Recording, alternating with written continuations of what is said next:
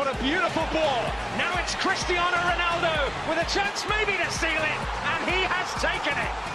Lahm in all kinds of space. Lahm, Muller through. Muller could be embarrassing. It's three. Tony Kroos. Olivier Giroud. Barkley's found Klein with a speedy burst, and that's terrific from Vardy. Oh, what a goal by Jamie Vardy. Hello and welcome to #TFHP Euros, the Football Hipsters podcast. I'm your host and I am not Chris, as you may have noticed. I'm John. We decided to give Chris the night off. He's been working hard, allegedly. Yeah, we'll leave it at that. Anyway, yes, I'll be running the show tonight. What an idiot. Why has he left me in charge? I am joined by two professionals, though. However, I've got Drew and I've got Tom with me. Good evening, gents. What's up? Jesus, he's gone American. Hello. Terrible. Drew still gets to go last. I know. He knows his place. Yeah, well, I thought maybe we'd mix things up a little bit since Chris isn't here, but Right, still do it again? status quo. No, it's fine. Fine, we'll carry on. Right, anyway, we have 3 games to talk about today. Bit of a mixed bag, but some interesting results. We'll start off with the early game, which was Belgium 3, Republic of Ireland 0. Drew, I know you want to sink your teeth into this one. Belgium were poor in the first game, it's fair to say. Very disappointing. A lot was expected in this tournament. And did they finally turn up today? They did, but early on, you saw a little bit of remnants of the lag from the first match. They struggled early doors in this one, but I still think on the whole their performance was much improved. And right before we started recording, I was actually getting into an argument with one of my friends who supports Ireland that the penalty should have been awarded.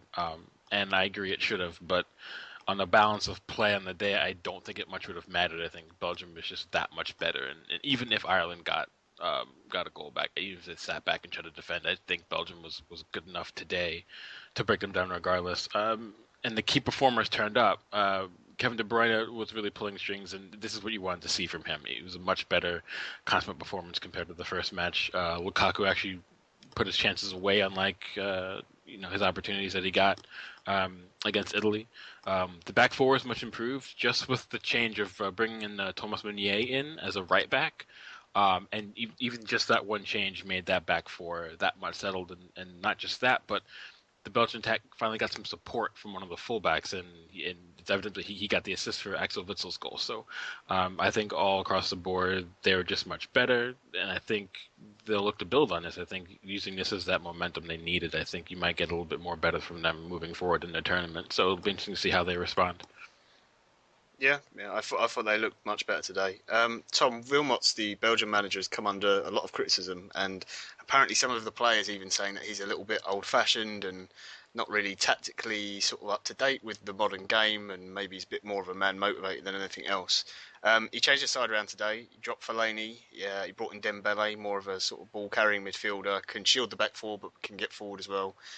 Brought in Carrasco as well. Do you think that was key to them sort of getting the best out of their exciting forwards in De Bruyne and Lukaku as well?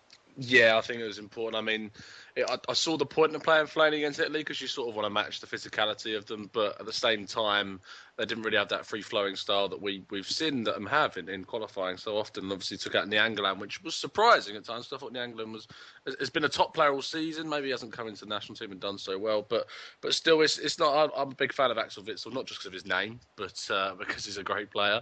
And it was nice to see Carrasco get a chance. Obviously, I've seen him loads this season. Atletico scored in Champions League final. He's very capable of being a top player.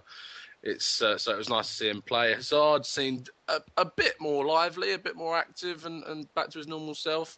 But I think you can put a lot of this down to the results of Ireland being quite poor.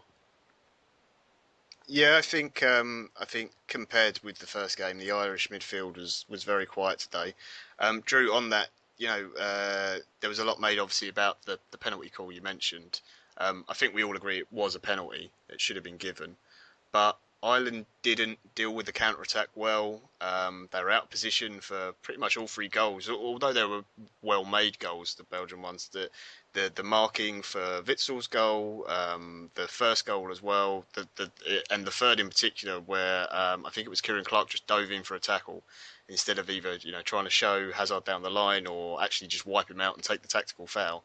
Showed a bit of naivety, I think, from the Irish team, which wasn't there in the first game.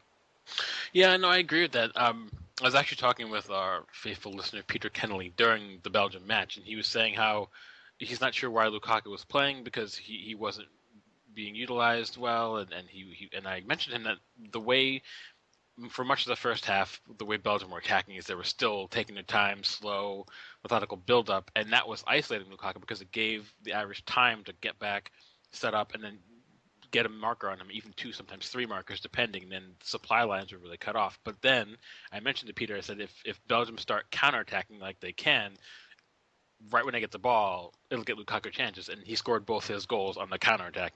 That brilliant run from Hazard for the second one, and then the break for the first. So I think even though Belgium have a lot of really good technical players on the ball, a lot of good creative players, Hazard, De Bruyne, even deeper players like Moussa Dembele can be creative, as we know we see him from Spurs. But if they can sometimes realize that they have the players that can also switch on the counter, like you can see through Hazard and even Carrasco at times, and we saw how well Juice Mertens came off the bench again and was lively and direct. If you get those players in and get them to be incisive at times, it'll bring something different that maybe teams aren't expecting from them. It'll get your center forward chances, which is what you need, because despite the quality behind Lukaku, if Lukaku's not scoring goals, they're not going to go very far in the tournament despite that. So I feel like when they switched it on when they had to, that was really good, and then we see that more from them. They might be a better team moving forward in the tournament. Yeah, they looked much better today. I think if they go with that lineup from now on, it might be a bit more successful for them. But I don't know. It still feels like there's a little bit of tinkering to be done. As for Ireland, disappointing for them. I think they probably were at best hoping to get a point out of this game. Midfield just wasn't there today, and I'm going to guess that Shane Long is going to be very sore when he wakes up tomorrow, because he took a bit of a battering in that one. Yeah, so we'll move on from that one, and we'll talk about Iceland Hungary. Well, I covered this game on the Twitter account. Much to my delight, I managed to tweet the wrong lineup before the game started, which was very impressive. Thank you, Internet, for lying to me. But I did manage to get away with not spelling one person's name wrong, which I was most impressed by. I've never pressed the Z followed by S key so much in one game. Anyway, it finished 1-1. It was I don't know. It was an interesting game for me because Hungary really impressed in the first match. Iceland, we kind of knew what we were going to get. It was 4-4-2, very defensive. They will hit on the break when they can, try and score from set pieces. And, I mean, that's the way the game played out. But overall, for as much as Hungary did in the match, Iceland actually had the better chances. I don't know which one of you wants to... Tom, do you want to jump in on this one? I can jump in, but I didn't see the game. So I'll jump in too, don't worry. Tom, go ahead. No, let Tom go if he wants. Well, I've seen the goals, but I mean, I can speak from what I've seen little bits of the game, but I mean, we've seen that Iceland showed their defensive qualities against Portugal, and Hungary showed that they're surprisingly good in attacking sense, annoyingly, against Austria. And I've seen some of the highlights, and the chances that fell to Austria, there was only 2 real ones that were hit on target that make good saves, but I think that we put yesterday, or Chris, when I was on with Chris, said that he had this game and the game later on today as both ending as draws, and that's what we've seen. So Chris is coming out on top, and this is where I need Drew to jump in and save me. Well, no, I feel like the two teams sort of counteract each other. As we said before, and a lot of the pundits were saying that Iceland have really nailed down the way they defend as a unit, and a lot of the players are coming out and saying that they don't need to work on that. But from now on, what their goal needs to be is they need to work on being a better attacking team. On the other side of the coin, Hungary, as Tom just highlighted, they're better in an attacking sense than people give credit, because when you look at their 11, you don't have very many attacking teams to stand out, bar, Zuzak maybe, and then people have seen bits and pieces of Schottensteiber and maybe Kleinheisler a little bit, even though it doesn't really play very much for Werder Bremen. But they're really industrious attackers. You constantly see Stieber and Zuzak always track back to get the ball and then pick it up, and then when they track back, their midfielders then make runs. So you'd always see, Kleinheisler, he was all over the pitch for 90 minutes. I think it's, but that would also sometimes benefit Iceland because their shape is so good. A lot of times Hungary's all over the place, but not in a cohesive manner. And even though they did create chances, especially in wider areas, it's not. Sometimes they just don't have that definitive attacking plan where it's just kind of like fly by the seat of your pants, and a lot of times that won't get you far in tournaments. But that said, I think everyone can be impressed with both teams. This group is, I think, the most even group out of any of them. There's no clear favorite here, and I think that both teams have impressed that they're still hanging in there against the likes of Portugal and Austria, who pundits pre-tournament would say that those were the clear favorites. But I think both these teams have to give themselves credit for their performances, for sure. Yeah, I was really impressed. Iceland started off the game basically just sort of hoofing the ball up the pitch whenever they could, and Hungary took control early. But the chances that Iceland created, I think they're going to really regret that they only came out of this game with a point.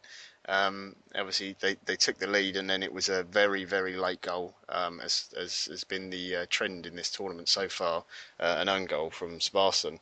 Tom, obviously you said you didn't see the game. What do you think Iceland's chances are of getting through the group now? They're sat on 2 points. They've got a game with Austria, who we'll talk about in a minute, but they were sort of the really unknown package coming into the tournament. No one really fancied them to do anything amazing, but they kind of remind me of Greece of the Euros a few tournaments back in the way that they haven't got spectacular players, but they just have a really good team ethic. And I think commentators today were talking about them in the terms of sort of Leicester in the it's all about the team collective, and we'll all run for each other and just defend really hard and nick a goal when we can.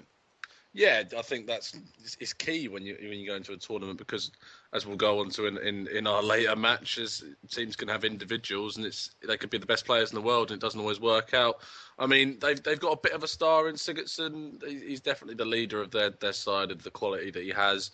But in terms of what I think they can do, I think they can get a result against Austria. I think they could possibly get a draw. They could nick a win. Austria are going to go all out. They know they have to, because they can't sit back like they did against Portugal today, and they're going to want to improve on the result they're going against Hungary. So it's going to be tricky for Iceland. But I think they've shown against even bigger sides like Portugal that they can defend against the top quality players, and they'll look to do that. If they get 3 points, and Hungary somehow get a result against Portugal, though, with the way they're shooting at the moment, you wouldn't put it past them, then they got all the chance of going through. I'm not really sure how it works with the third place thing, if it leaves them on 3 points if they get a draw against Austria, but it might be enough, and I think they deserve to go through. I mean, there's teams we've seen could end up on 4 points. You might necessarily say that Iceland, actually, who could finish on 3 points, might deserve to go through even more than they do. Yeah, I really enjoyed their fans today as well. If we've got any listeners from Iceland, whatever that "hoor" thing is that the Iceland fans chant all together, I think it's we fantastic. Do, actually. Okay. Well, if we do, if you could tweet in and tell us what that is. I don't know if it's a word or if it's just a sort of like a war chant thing or something. It's very Viking anyway. It terrified me and I loved it at the same time. It's absolutely brilliant.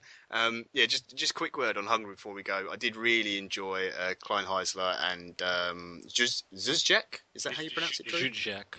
Zuzjek, yeah. Yeah, really, really impressive today.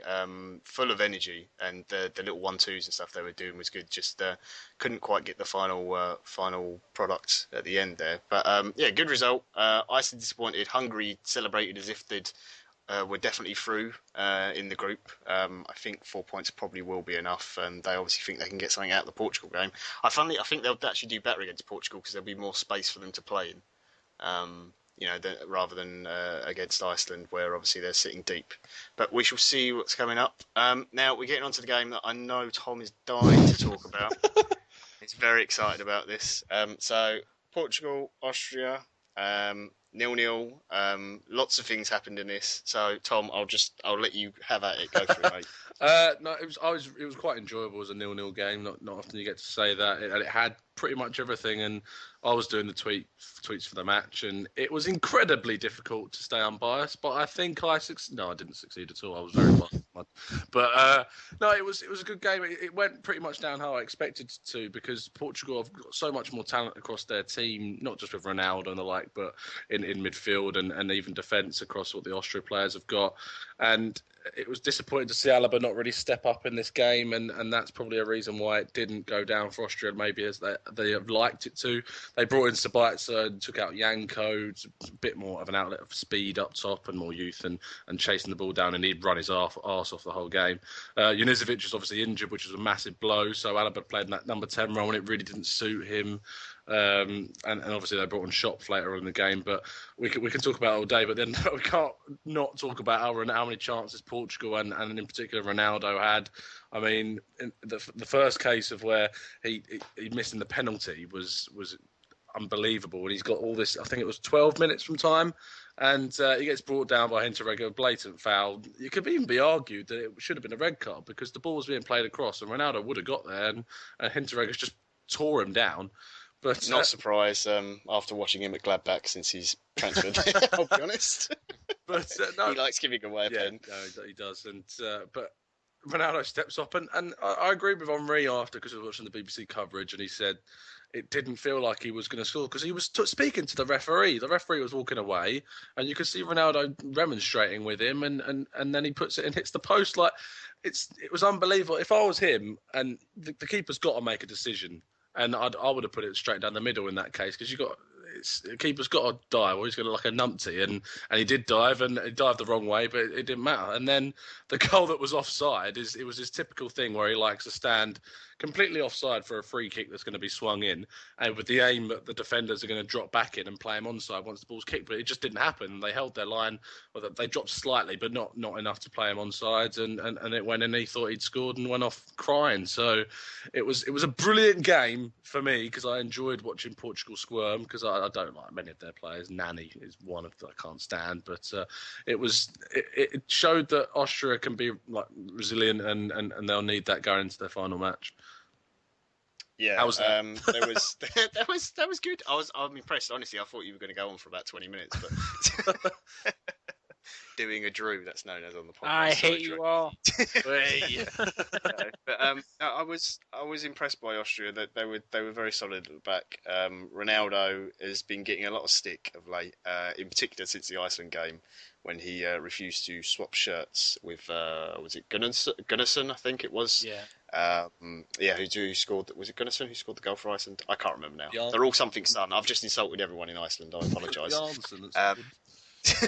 But yeah, he got a lot of stick on social media for that, and they were talking about that today.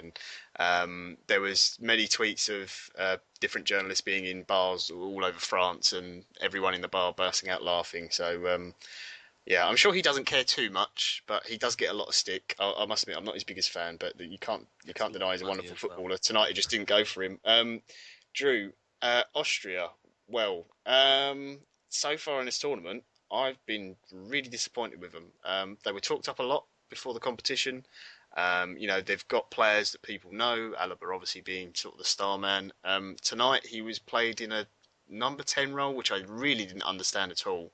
I know he's probably their best player, but I just think, his best position is in that sort of deeper line midfield role where he can run onto the ball, or if he's playing in defence, and I just think just play him there. I don't know why he was positioned there, but Austria have been. I know this is a decent result for them, or they'll look at it that way, but they've been pretty disappointing in this tournament, haven't they? Yeah, I think they have, but I think the manager he's trying too much to get creative tactically, and I think he's maybe gone away from what got them here in the first place.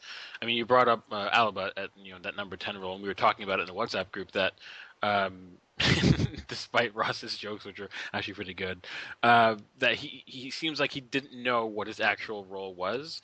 So he was tasked with being the creative engine, just behind the striker, who ended up being Harnik, even though it was listed as Sabitzer. But Sabitzer likes to drift wide. If you've ever seen him for RB Leipzig, you'd see that. But Alaba would also sometimes drop too far back defensively and then try to play a long ball, but he wouldn't play it. He'd play it over the midfield, who were then not supported by him further up the field, and it would isolate the attacking players. So I just think that sometimes you just have to play a player where they're best at. And even though Alaba has made his name for Bayern Munich playing left back, for Austria, he does do a wonderful job playing into the midfield as a deeper sort of creative player who also checks back a lot. And I think honestly, I think Alessandro Schupp showed that if you start him at the number 10 role, he actually can bring a little bit more from a number 10 perspective.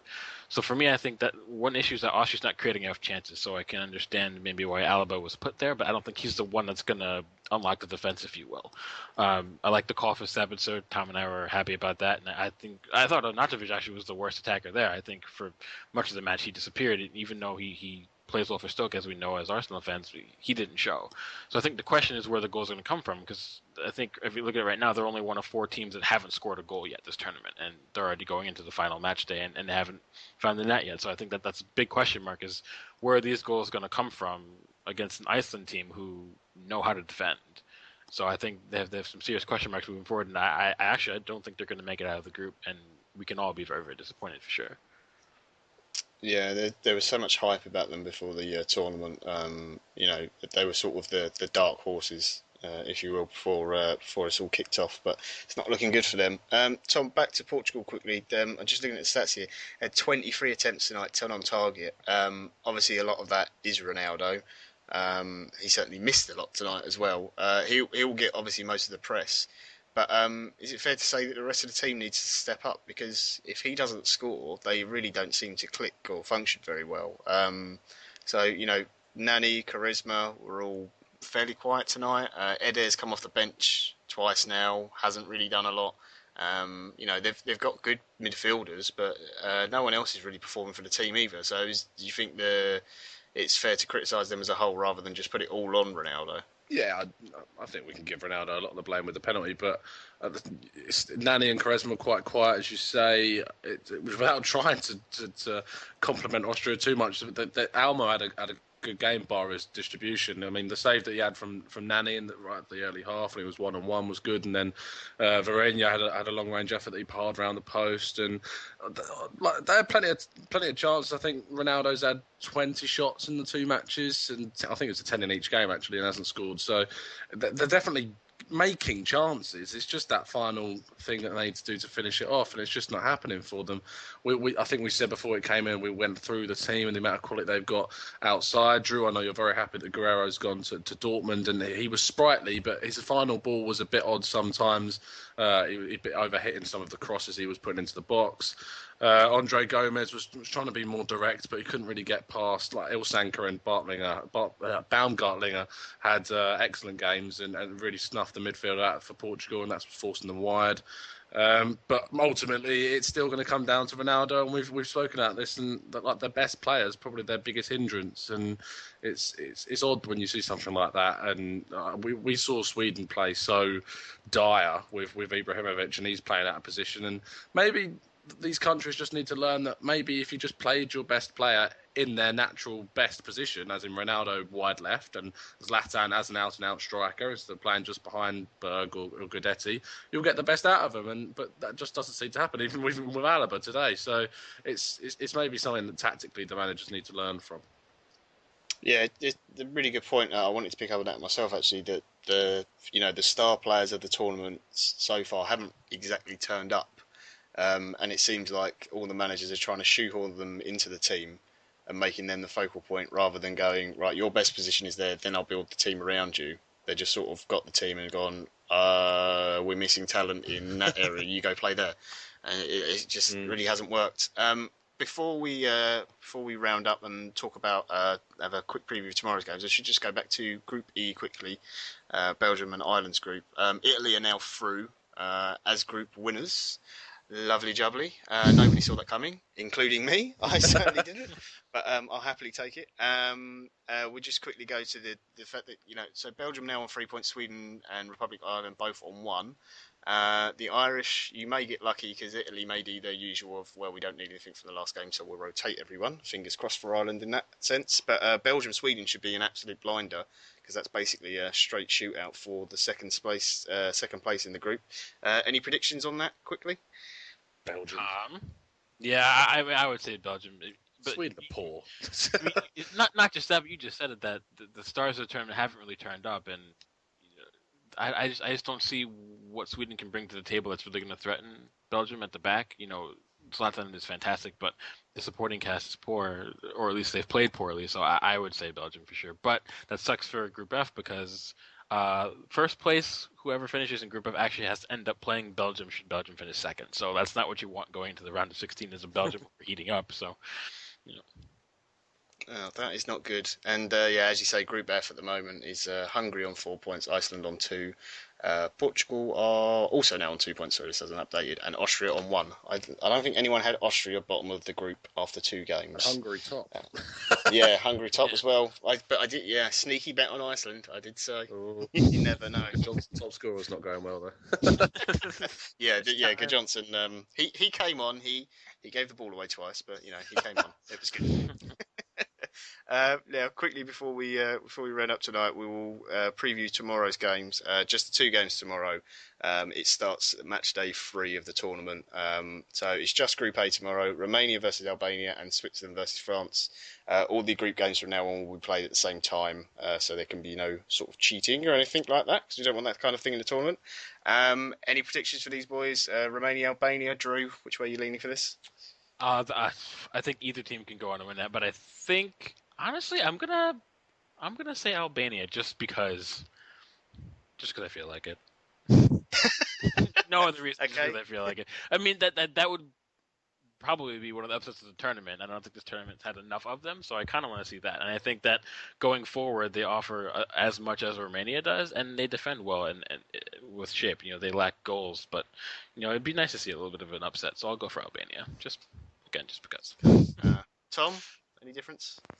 I think I'm more realistic than Drew is, so I'm gonna go with Romania to beat Albania. I just don't think Albania really offered anything in an attacking sense, and when they have, they've missed every chance they've been given. Hence Gashi against Switzerland. But I think Romania have got something that a lot of the teams have lacked, and we've seen so many late goals go in the last few minutes. Romania are one of those teams that, other than the goal that obviously they conceded against Payet, but they've shown defensively they are a good team, and maybe they won't lose their nerve against Albania, but we'll just have to see.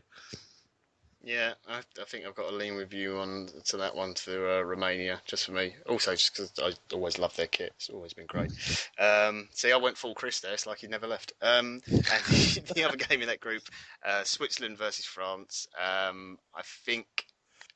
well, for me, it's France. To be perfectly honest, you boys got anything different there? You go, Drew. No, I think France. I don't see the Swiss strikers really threatening the French enough. You guys know what I've gone on record saying about Seferovic and Mehmedi, where Mehmedi's goal was nice in their last match, but the reliance on Seferovic is a problem. I think France will deal with him comfortably. I think France have too much going forward. You know, but honestly, the Swiss don't have to play for a win, though. A draw will suit them just fine. So they might not even play open, so they might end up being a draw, but I don't see the Swiss winning, at least. So. Yeah, I think that, to be honest, if the tournament wasn't in France, I think you give Switzerland much more of a chance, just because even though that they're through already, they've got the added pressure of wanting to perform in front of their home fans, and France will want to win every match in the group. So I think France will win it, whether how comfortably it's been. I don't think we've seen them play like comfortably. I don't think we've seen the likes of another top player in the tournament, Pogba, really step up and take a game by the scruff of the neck. Griezmann's only really had a chance when he scored the winner, and it's just it's on a team in France where they need their big players to step up, just like many other teams. Yeah, it's really interesting in this tournament because I don't think, as good as most of the teams are at defending, I don't think any of them have been outstanding at it, probably bar Italy. And the forward lines, you can sort of list off some really exciting players, but none of them have really turned it on. It was only sort of Belgium today against a, I think, fairly poor Irish team. So yeah, the forwards in the tournament certainly need to step it up. But that is almost it for today. Last thing I've got to do on my list of things that Chris gave me to do is your hipsters of the day, and I get to adjudicate, so this is going to be fun. Who should we go first? Tom. Yeah, come on, Tom. Well, you should make Drew go first, because he always likes. Tom, Drew likes to go last on this bit. It's the only bit he does. Hipsters player, yeah. Yeah, it's going to be an Austrian player, obviously. But I'm torn. There's three options I could go for. I could go for Alma for his man of the match performance in goal. I can go for Julian Baumgartlinger, who's just brilliant in midfield. I can go for Ilsanker actually as well. But Sebastian Prödel was actually ridiculously solid. I mean, he was third choice coming into the tournament, but Jagovic has got suspended, and he was so solid and so resilient in the centre-back position, and it was really frustrating, the Portuguese attack. And I think he might have not been their best player. Baumgartling, I think, was the best player in terms of a hipster player. A guy who's come in who wasn't first choice and done the job he did. I thought he was excellent. So, Prodel. Yeah, very good shout. Drew, who have you got? I'm going to go with Thomas Meunier because Belgium was crying out for a right back after Laurent Cimen's awful performance against Italy, and he's come in, not great experience international level. He still plays in Belgium for Club Brugge, so he's not really generally tested week in, week out in a big league, and he came in and he did an excellent job. You know, he provided an outlet for the attack. He got a great assist. I thought he proved that he should be the right back moving forward in the tournament, despite who they have at the back for options. So I'm going to go with him. Oh, both good shouts. Now, I don't know who to pick. Pick your. I thought you were both going to say Baumgartlinger. I wanted to. He was my second choice. So yeah, I thought they were both very, very good today. Kind of a little shout. Actually, my shout would have gone to Kirali, the Hungarian 40-year-old goalkeeper. One for the tracky bottoms, which apparently you're getting very annoyed about being asked about, but for the no look through the legs pass that he did. It was a throw out, but it was very classy. That was best techers of the tournament so far. Now I'm gonna have to give it to Tom. I'm sorry, Drew. Figures. Yeah, Prodel was very, very, very good. He was very good, and you know he wasn't. Yeah, he wasn't going to be first choice, but he's come in and he's done really well. I was really impressed with him tonight. And the Austrian team in general, just very good. So there's our hipster of the day. Tomorrow it will be Chris, me, and I don't know who else is on because Chris isn't sorted out. Way in. So. I have no idea, but I know it's definitely Chris. Come on if you want. Yeah. I know it's definitely Chris, and I'm pretty sure it's me because I'm always here. Even when I'm not on, I'm still here afterwards doing all the editing. But yeah, you shall find out later tomorrow. We'll keep you informed. We'll try and keep the Twitter coverage going of all the games if we can. Everyone tomorrow. Oh, is Drew doing all 3 games tomorrow on Twitter? Not true at all. But we'll try and keep that going for you. I know a lot of you have been tweeting and replying and stuff and enjoying the coverage. We really appreciate that. Obviously, we can't always do it, but weekends has been a little bit easier for us. So I'm glad you guys are all enjoying it. So now I've just got to say that last bit that Chris always messes up, which is keep your pipe stoked and your satchel clean. I don't know why Chris is moaning. That is the easiest thing to say in the world.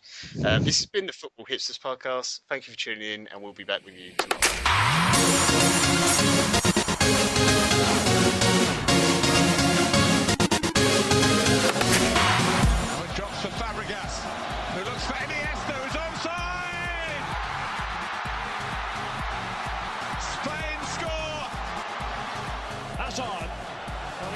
A match winner.